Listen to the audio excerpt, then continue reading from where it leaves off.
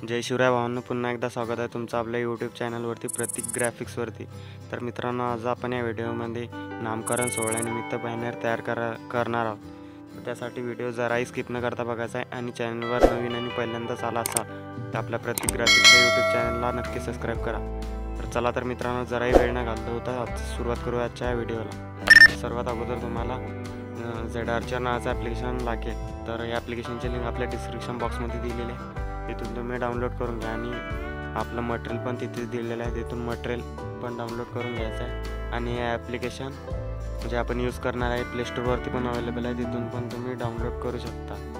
ZArcher नावाचं application open करायचं आहे, त्यानंतर आपण डाउनलोड फोल्डरला ओपन करायचं आहे आणि जे आपण झिप फाईल दिली होती त्या झिप फाईलवरती क्लिक करायचं आहे। एक्स्ट्रॅक्ट एरिया ऑप्शनवरती क्लिक करायचं आहे।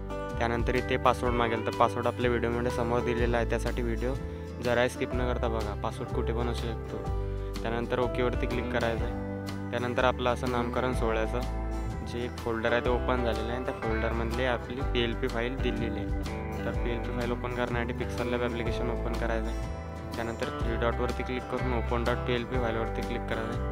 .plp वरती क्लिक करून जे आपण एक्स्ट्रॅक्ट केली होती फाईल त्या फोल्डरला ओपन करून घ्यायचं आहे।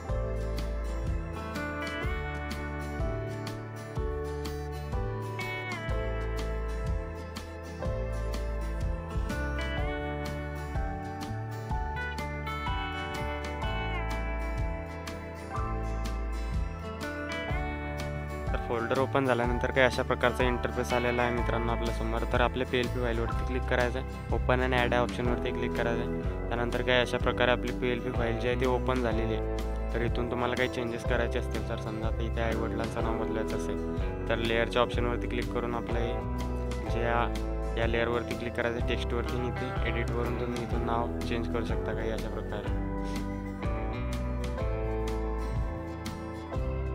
सिलेक्ट करायचं आहे मराठी कीबोर्ड, ओपन करायचं आहे।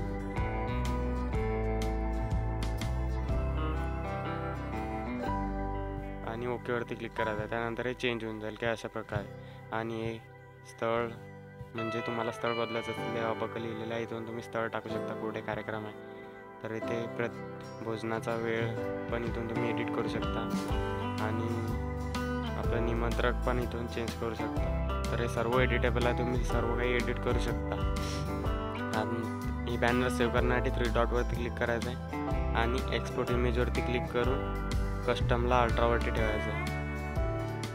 त्यानंतर सेव्ह टू गॅलरी ऑप्शनवरती क्लिक करायचं आहे। तर आजच्या व्हिडिओमध्ये एवढंच होतं मित्रांनो, भेटूया अशा नवीन आणि इंटरेस्टिंग व्हिडिओमध्ये। तोपर्यंत जय हिंद, जय महाराष्ट्र।